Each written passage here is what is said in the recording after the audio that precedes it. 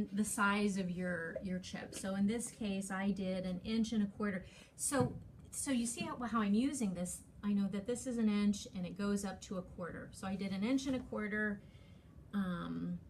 by 1.5 inches. That was my design for the Chroma Chart. And so I probably wouldn't use the big one for this, but I would go back to my paint chip that I want to start with my red, and I would take this and I would line up, you know, and I don't know if you all can see this. Do you want to see what I'm doing?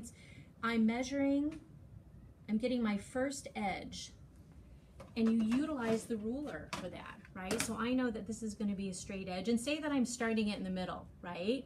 So I know that this is the part that I want. That now becomes my first edge, right? So now I know that I want this to be, what did I say, 1.25 inches by 1.5 inches. Such a time saver, this Right? tool. Because again, you can see it. This is a clear tool, right? So I now have, those two are my two straight. So neither one of these are straight on this side, right? So I'm going to use the ruler to say, okay, I need this to be perfectly straight at the top. I need this line to tell me where I'm going to cut my right horizontal line, vertical lines, all right? Okay, so now I have 3 perfectly straight edges, right? I can't remember which one I did before, so 1.5 now.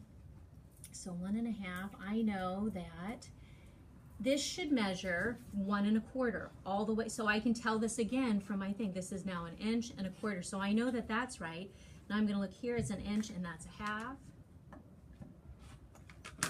So now I have, you know, the next Perfectly square, cut right? Isn't it amazing? Versus measuring it, you know, measuring with a pen, in a pencil, and you know, then you have to erase the pencil on the board. Right. It leaves a mark. No matter what you do. Right, and again, the scissors. You know, I'm just not good at it, right? And other people are if they take their time with it, I guess. But you know, my lines would, you know, my pencil thicknesses would always be off, and it was never consistent.